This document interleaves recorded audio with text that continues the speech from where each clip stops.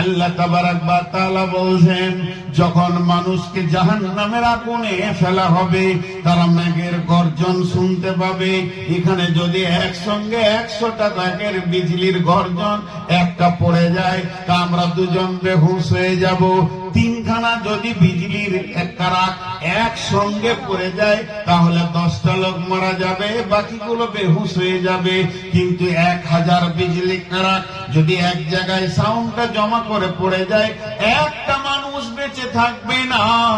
আল্লাহ তাবারাক ওয়া তাআলা বলছেন, যখন জাহান্নামীদেরকে জাহান্নামে দেওয়া হবে তখন ওই রকম তারা শব্দ শুনবে, কিন্তু জাহান্নামের যে দারোয়ান আছে, গেটম্যান আছে, সে বলবে তোমাদের আলামি আতিকুম নাজির, তোমাদের কাছে কি কেউ ভয় দেখানে ওয়ালা যায়নি? আজকের এই জাহান্নামের ভয়াবহতার খবর নিয়ে কি কেউ যায়নি? তখন তারা বলবে ক্বালু বালা কদ জাআনা নাজির, হে দারোয়ান আমাদের কাছে লোক গেছিল, খবর হয়েছিল, জালসাতে বয়ান চলছিল, কিয়ামতের কথা বলা হয়েছে, কিয়ামতের কঠিন কথা বলা হয়েছে, এই অবস্থাগুলো আমরা শুনেছি। কিন্তু ফাকাযাবনা ওয়া কুল্লা মা নাযালাল্লাহু মিন শাইইন ইন আনতুম ইল্লা ফি দালালিন কাবীর, তাদেরকে মিথ্যুক বলেছিলাম, ঝোঁটা বলেছিলাম এবং বলেছিলাম এমন কিছু হবে না। আল্লাহ এমনটা বলেনি, তোমরা যেমনটা বলছো। কিন্তু দেখছি তারা তো ধোঁকা নয়, তারা তো মিথ্যুক নয়, আমি নিজেই ধোঁকাবাজ হয়ে গেলাম, বিপদে পড়ে গেলাম। আল্লাহ তাবারাক ওয়া তাআলা বলছেন, ওয়াসিকাল্লাযীনা কাফারু ইলা জাহান্নামা যুমারা। গোটা লম্বা চড়া একটা হাদিস আছে, হাসরবাসীরা কিয়ামতের দিনে আদমের কাছে যাবে, ও আদম শাফিউল্লাহ, চলো তুমি কিছু ব্যবস্থা নাও। আদম বলবে আমার তো যারা হবে না, তোমরা চলে যাও নূহের কাছে। নূহের কাছে যখন যাবে হযরতে নূহ বলবে আমার দ্বারাও হবে না, তোমরা চলে যাও মুসার কাছে। মুসার কাছে যখন আদম হাসরবাসী পৌঁছাবে সে বলবে আমার দ্বারা হবে না, তোমরা চলে যাও ঈসার কাছে। ঈসার কাছে যখন হাসরবাসী পৌঁছে যাবে তখন আল্লাহ তাবারাক ওয়া তাআলার এই তখন ওই হাসরবাসীদেরকে ঈসা আলাইহিস সালাম বলবেন, বন্ধুরে এটা আমার দ্বারাও হবে না, তবে আমি একটা ভালো পরামর্শ দিচ্ছি যেটা তোমরা গ্রহণ করতে পারো। তোমরা চলে যাও নবী মুহাম্মদ সাল্লাল্লাহু আলাইহি সাল্লামের কাছে। বিশ্ব নবী বলবেন, হাসরবাসী রে চলো আল্লাহর কাছে কিছু ব্যবস্থা করা যায় কিনা। বন্ধুরে এই রকম কঠিন সময়ে আল্লাহর নবী আরশের সামনে সাজদায় পড়ে যাবেন, সাজদায় পড়ে পড়ে কাঁদবেন উম্মতের জন্য। নবীজি আল্লাহর কাছে শাফাতের জন্য হাজির হবেন। কিন্তু বন্ধুরে সেই কঠিন দিনে সমস্ত মুশরিক, কাফির, মুনাফিক যারা রাসূলের শাফাত পাবে না, এই রকম গোষ্ঠীরা সরাসরি আল্লাহকে গিয়ে বলবে, মাবুদ আমরা কেন জাহান্নাম যাব? বলবে শয়তানের জন্য জাহান্নামে যাচ্ছ। তখন তারা বলবে, মাবুদ শয়তানকে একবার দেখিয়ে দেন, কারণ সেই দিন জিনেরা আর লুকিয়ে থাকতে পারবে না। পৃথিবীতে জিনেরা দেখা দেয় না, কিন্তু সেই দিন জিনেরা আর লুকিয়ে থাকতে পারবে না। তখন আমার আল্লাহ শয়তানকে দেখিয়ে দেবে, ওই যে শয়তান দাঁড়িয়ে আছে আজাদিল, ওর কাছে যাও, ব্যবস্থা কি করে দেখো। সমস্ত মানুষ হাসরবাসীরা দৌড়তে দৌড়তে শয়তানের কাছে যাবে। শয়তান রে তোমার কথায় উঠা বসা করেছি, লুচ্চামি করেছি, জুয়া খেলেছি, জীবনেও নামাজ রোজা করিনি, তুমি আমাদের দিলের ভিতরে এমন অশাসা দিয়েছ, আমাদেরকে ডন বানিয়ে দিয়েছ, কোরআন হাদিস মানার মতো মনটা ছিল না। তাহলে এবার তুমি চলো, তুমি আল্লাহর কাছে গিয়ে বলো। তখন বলেছিলে কিছুই হবে না, চিন্তা নাই, মনের ভিতরে ঢেলে দিয়েছিলে। এখন তো বিপদে পড়ে গেছি, জাহান্নাম এসে গেছে, পুলসেরাত এসে গেছে, বড় বিপদ চলছে। তুমি একবার চলো আল্লাহর কাছে। শয়তান পরিষ্কার জবাব দেবে, ওয়াকাল শাইতানু লাম্মা কুদিয়াল আমরু ইন্নাল্লাহা ওয়াদাকুম ওয়াদাল হাক্কি ওয়া ওয়াদতুকুম ফাআখলাফতুকুম। শয়তান বলবে, ও হাসরবাসী রে, আমার পিছে দৌড়ে লাভ নাই, যদি দৌড়তে চাস তো চল, আমি তো নিজে জাহান্নামে যাব, তোরাও আমার পেছনে পেছনে জাহান্নামে চো। তোদের হালাত আর আমার হালাতে কোনো পার্থক্য নাই। আমি তো জান্নাত চলে গেছি না, তোদেরকে জাহান্নামে পাঠাচ্ছি না, আমি তো তোদের সঙ্গী হয়েই থাকবো রে। অতএব আমার পেছনে দৌড়ার থেকে নিজের মাথাতে পাথর মারা জানে শান্তি পাবে। তবে শুনেলে, আমার হাতে কিতাব ছিল না, আমার হাতে বুখারী ছিল না, আমার হাতে মুসলিম ছিল না, আমার কাছে কোনো দলিল ছিল না, তারপরও আমার কথা তোরা শুনেছিস। আর স্টেজে উঠে উঠে আপনার আব্দুল জলিল মাদানি বকেছে, তৌহিদ সালাফি বকেছে, কোরআন হাদিসের রেফারেন্স দিয়েছে, হাদিসের নম্বর বলেছে। এত কথা বলার পরও তার কথা শুনিসনি। তাদের কাছে দলিল ছিল, আমার কাছে দলিল ছিল না। তবে আজকের কথা আমার শুনেলে সে কি বলবে, ইন্নাল্লাহা ওয়াদাকুম ওয়াদাল হাক্কি, আল্লাহ যা ওয়াদা করেছে জাহান্নামে ভরবে, আল্লাহর ওয়াদা মিথ্যা হবে না। আর ওয়াদাতুকুম ফাআখলাফতুকুম, আমি যে ওয়াদাটা তোদের সঙ্গে করেছিলাম সেটা খিলাফ করে দিলাম, যা পারবি করে লিগা, পারিস তা লড়েলে আমার সঙ্গে কিছুই করতে পারবি না। শয়তানের সঙ্গে যখন বেঈমানদের কথা কাটাকাটি চলবে, আল্লাহ তখন ফেরেশতাদেরকে বলবে, আমি কিয়ামতটা নাটক শোনার জন্য করিনি, ওদের নাটক আমাকে শুনতে ভালো লাগছে না, চাবুকটা ধর। ওয়াসিকাল্লাযীনা কাফারু ইলা জাহান্নামা যুমারা, যা জাহান্নামে গরু হাঁকানো করে শয়তান সহ তার দলকে ভরে দে। যখন যাবে এরা দল দল ভাবে, জাহান্নামের দারোয়ান দরজাটা খুলবে আর বলবে, বন্ধুরে, তোমাদের কাছে কি নূর মোহাম্মদ যায়নি বর্ধমানি? কিয়ামতের কথা কি তোমাদেরকে বলেনি? আজকে আযাবের কথা কি তোমাদেরকে বলেনি? তারা তখন বলবে, গেছিল, বলেছিল, কিন্তু মানিনি। তবে আযাব রয়েছে আমাদের জন্য নির্ধারিত, কোনো অভাব নাই। জাহান্নামের দারোয়ান দরজা খুলবে, আফসোসের সঙ্গে বলবে, যে বলবে, ভিতরে ঢুকে গিয়ে দেখো কত আফসোসের জায়গা। একটা জাহান্নামের ব্যাপারে মুফাসসিরিনরা বলেছেন, ওদেরকে ভরে দিয়ে যখন দরজাটা লাগিয়ে দেওয়া হবে, মাংসকে প্রেসার কুকারে ভরে দিয়ে যেমন ঝিপনিটা লাগিয়ে দেওয়া হয়, বাইরে কোনো আওয়াজ থাকে না, ওই বেঈমানদের চিল্লা চিল্লি নাটকের আওয়াজ আর বের হয়ে আসবে না। কি বললে খুশি হবেন আপনারা? আমি আপনাদেরকে গতকালকেও বেলোয়াতে বলেছিলাম, আজকে বলছি, 5 সেকেন্ড আমার মাইক চুপ থাকবে। 5 সেকেন্ড মাইক আমি আওয়াজ করব না, আপনারা যেমন বসে আছেন ওরকম স্থির হয়ে যান। 5 সেকেন্ড একটা আমল আপনাদেরকে আজকে দিচ্ছি। কেন এই 5 সেকেন্ডে কি করবেন? নিজের জিন্দেগিটা যতটা এসেছে মায়ের পেট থেকে এই পর্যন্ত একবার চিন্তা করেন। আপনি আপনার নিজের নেকি গুনাহটা নিজে বিচার করেন, কারো কাছে চাই না। আপনার মন আপনাকে বলবে, তুই বেঈমান আছিস, তুই বেঈমান আছিস। সারা জীবন দুটা চোখ দিয়ে পৃথিবীকে দেখলাম, লোকের ভুল দেখলাম, কিন্তু নিজেকে 1 সেকেন্ড ব্যবহার করিনি। আজকে করেন। শেখ সাদি আলাইহির রহমান একটা গল্প লিখেছেন, বলবেন না যে এটা বুখারী মুসলিমের হাদিস বলেছি, আমি গল্প বলছি। একটা লোক, ওর বয়স হয়ে গেছে ৭৮, ৮০ ঘরে ঢুকছে এবার।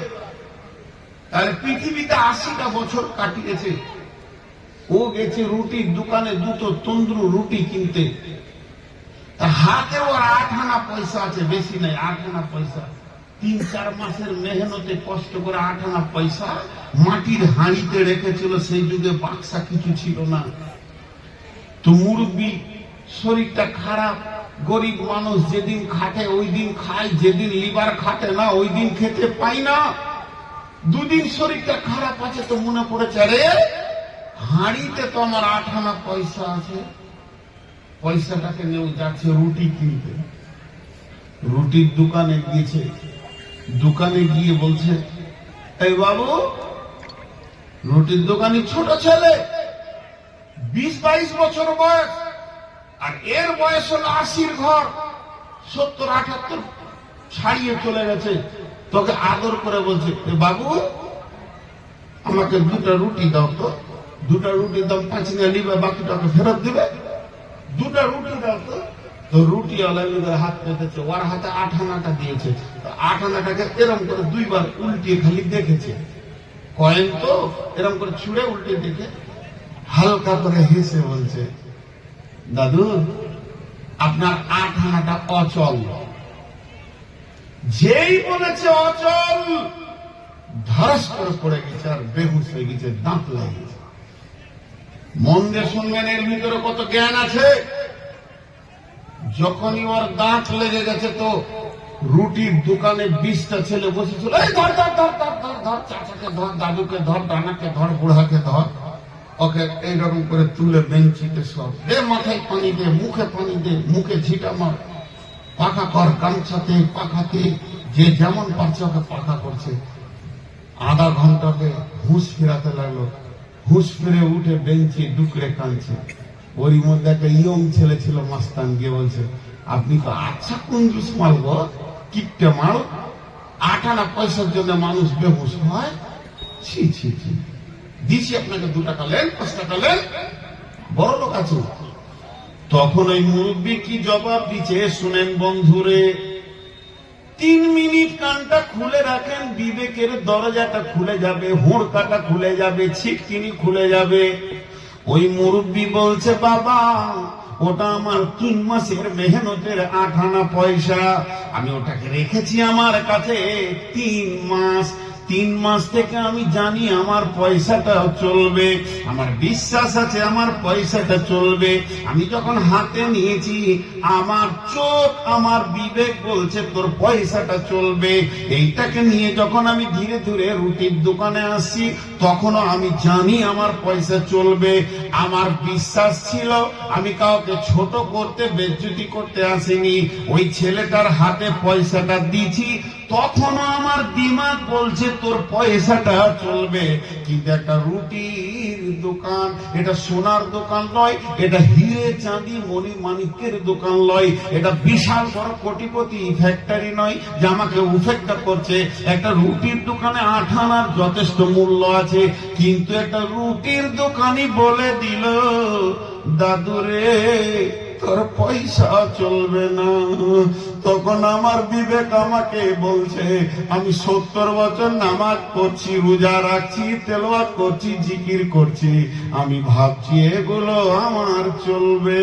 এই মালটা যেদিন আমি কিয়ামতের মাঠে আল্লাহকে জমা দিব, আল্লাহ যদি একবার আমলের পাতাটা উল্টিয়ে বলে, বুড়া রে তোর জীবনের আমলগুলো অচল বলে ছুঁড়ে ফেলে দেয়, সেদিন তোরা কে আমাকে বাঁচাবি বল? আমি এই জন্য বেহুশ হয়ে গেছি। আমার এতটা দিমাগ, ৮০ বছরের দিমাগ পয়সা চিনতে পারলো না।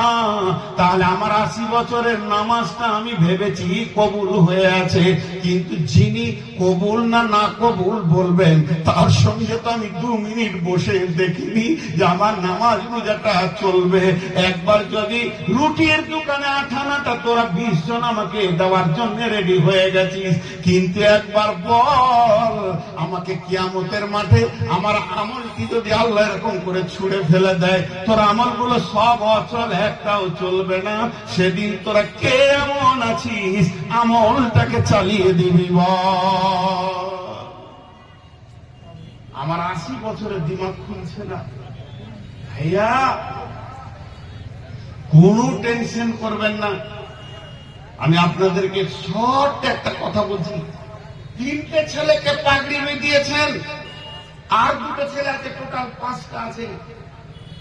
মাদ্রাসাতে যে কমিটি আছে, শিক্ষক আছে, এইটা কি ফাজলামো করার মেশিন চলছে? সেই কিয়ামতের দিনে বাঁচার এটা একটা জারিয়া। গতকাল কি না আজকে ফারাগাত অনুষ্ঠান ছিল, টালবাংরা মাদ্রাসায় আমি ছিলাম।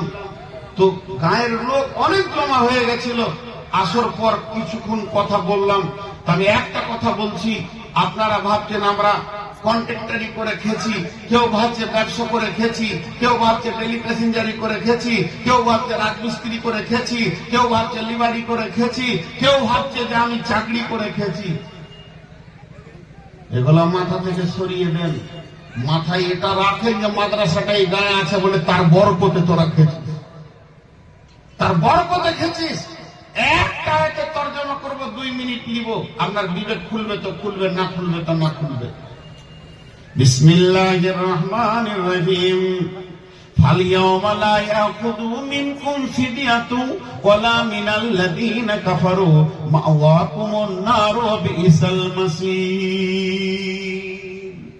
দেন দেন দেন ভাই, ভাই দেন, বাবজি দেন, বন্ধু দেন, মা খালা বেটি দেন। মন উঠছে না? দিয়েন না, 1 টাকা লাগবে না। একদিন আপনি দিবেন, আল্লাহ দিবে না। ওই আয়াতটা যখন মানুষ জাহান্নামে চলে যাবে, কিয়ামতের মাঠে উঠবে, এই ভয়াবহ দৃশ্য দেখে আল্লাহকে বলবে, আল্লাহ সাদকা দিচ্ছি, সাদকালে। বলে কেন? বিশ্বনবী বলেছে সাদকা দিলে বড় মুসিবত কেটে যায়। তা আজকে জাহান্নাম থেকে কিছু জিনিস করতে চাইবে, সূরা সাদকাতে বলতে আছে তারা মওতকে ডাকবে, আল্লাহ বলছে মওত আসবে না। সূরা ফাজরের ভিতর আছে তারা বলবে, হায় আফসোস, পৃথিবী থেকে কিছু পাঠালাম না, কুলু ইয়া লাইতানি কাদ্দামতু লিহায়াতি, কিছু পাঠাইলাম না। তার আবার কিছু চালাক মাল আছে, নিজেকে অনেক বুদ্ধিমান মনে করে আল্লাহকে বলবে, আল্লাহ তুমি যখন আজরাইলকে পাঠিয়ে আমাকে নিয়ে এসেছিলে, তখন জমি জায়গা ঘর বাড়ি পুকুর ফসল চাঁদা ভুট্টা ফুট্টা যা ছিল, ছেলে পিলে বউ বিটি নাতি পোতা ছেড়ে দিয়ে পালিয়ে এসেছি আমি। পৃথিবী তো ধ্বংস হয়েছে, মালগুলা কোথায় আছে না আছে আপনি জানেন। রব্বুল আলামিন আমাকে জাহান্নামে দিও না, আমার বিবিকে দাও, ছেলেকে দাও, নাতিকে দাও, পোতাকে দাও, ভোটেকে দাও, বেটিকে দিয়ে দাও, 14 গোষ্ঠী বংশকে জাহান্নামে ভরে দিয়ে আমাকে বাঁচিয়ে দাও, আমি সাদকা দিলাম। আল্লাহ বলবে চলবে না, চলবে না, চলবে না। এরই জন্য তো নবীকে বলেছিলাম, নবী হে তোমার আহলে বায়তকে বলে দাও তারা যেন নিজের আমলে নিজে দাঁড়ায়। অতএব বন্ধুরে, সেদিন মানুষ দান করতে চাইবে কিন্তু আল্লাহ নিবে না। আল্লাহ নিজে বলছেন সূরা হাদীদে, ফালইয়াওমা লা ইয়াখুযু মিনকুম ফিদিয়াতুন, সেদিন তোদের কাছ থেকে কোন রকম ফিদিয়া, জরিমানা গ্রহণ করা হবে না। তাহলে তো অনেকেই জরিমানা দিয়ে জাহান্নাম থেকে বেঁচে যাবে। আমি বেশি কথা বলবো না। কোন আল্লাহর গোলাম আছেন 1 লাখ টাকা দেবেন? 1 লাখ টাকাটা দেওয়া কোনো ব্যাপার নয় এই যুগে। মার্ডার করলে 20 লাখ দিয়ে দেয়। রাগ বেড়ে গেছে, মারতো আগে খলিলকে দুনিয়া থেকে হটাতো। তো গুন্ডাটা এই কত নিবি? 2 লাখ 4 লাখ যা নিবি, ওর গর্দনটা কাট। মানুষ জি বুঝে গেলে টাকা দিতে পারে। আমি আমাদের জঙ্গল এলাকা, আমাদের এলাকার পাশে জঙ্গল আছে, কখনো হাতি কখনো বাঘ আসে। আমার বাড়ির পাশে বিশাল জঙ্গল। তো ওই জঙ্গল এরিয়াতে একটা মসজিদ, বেরেলি থেকে বের হয়ে একসঙ্গে 80টা ঘর নতুন করে কালেমা পড়ে নিয়ে ওরা বেরিলা আকিদা ছিল, তোদের মসজিদ থেকে বের করে দিয়েছে, ভাগ করা। তো গায়ের লোক ক্ষমতা বেশি, বলে মসজিদ করে একালি মাঝে মাঝে ভাগ করবো, নাহলে আমাদেরকে জায়গা দেখিয়ে দেয়। বলে মসজিদের জায়গা ওই যে গলিতে আছে ওটা নিয়ে গেল। ওরা মসজিদ করবে, আমার পেছনে ঘুর ঘুর করছে। তা আমি ওদের কাছে গিয়ে বললাম, কটা ঘর আপনারা? বলে 80টা। বলে 80টা ঘর ঘুরে দেখবো। 80টা ঘরকে ঘুরে দেখবো, 80 জনার 80টা ঘর, বড় বড় বিল্ডিং সব কন্ট্রাক্টর, আর 80 জনার একটা ঘর। 80 জনার 80টা ঘর। আমি যখন ঘর বানাই কার কাছে চাঁদা করি আর কত জলসা করি, চাঁদা করি। তাহলে আমার যদি 20 লাখ টাকার ঘর হয়, তাহলে 20 জনার একটা ঘর। জি ভাই, আল্লাহর গোলাম কেউ আছেন একটা 1 লাখ দেনেওয়ালা আছে এখানে? हर बेशा गुमान माबूर के खाली इस दरवाजे पालन कुत्ता हुआ बासा আছে ছাদির কথা। ছোট জঙ্গল হলো খরিস সব লুকিয়ে আছে। আছেন কেউ? যে কিয়ামতের কথাগুলো আপনাদের সামনে আজকে বললাম, আলিম উলামা আমার সব আসাতিজা বসে রয়েছেন, জিজ্ঞেস করবেন। ভুল বলে থাকি তা ওনারা আমাকে সংশোধন করে দেবেন। কেউ আল্লাহর গোলাম আছেন? কোন আল্লাহর গোলাম আছেন? 1 লাখ না হয় 50,000 বলেন, 10,000 বলেন, 20,000 বলেন, আপনি রাস্তার ভিখারি আছেন, 2 টাকা বলেন। আপনার কাছে আমি 50,000 চাইনি, কিন্তু এখন কেউ উঠবেন না আল্লাহর হস্তে। এই সময় যদি উঠে যান, তাহলে আমি জানবো যে আপনি আল্লাহ এবং তার রসুলকে নফরত করছেন। কারণ তাদের জন্য আমি চাইছি, আমি কোরআনের জন্য চাইছি। 10,000 20,000 বলেন, আমি সর্বোচ্চ 1 লাখ চেয়েছি। আপনি 5,000 বলেন। আল্লাহর গোলাম কেউ আছেন? একটা নাম বলেন। ফার্স্ট নাম যিনি বলবেন, ইনশাআল্লাহ সমস্ত দানের নেকিতে সে অংশীদার হয়ে যাবে। আল্লাহর গোলাম 5,000 10,000 বললাম তো, আপনার যেমন আওকাত আছে। কি নাম? মা বাপের নামে করবেন। আপনার নাম ফরিদ লেখেন। আচ্ছা, ওটা একটা করুন, 25 করেন। 4 ভাগের 1 ভাগ লেখেন। আচ্ছা, 25,000। কোনটা? এক মুখিয়া 70 পুরুষ। আমাকে ভোট দেবেন, এই এলাকায় এসে মুখিয়া হবো, ওকে বাদ দিয়ে।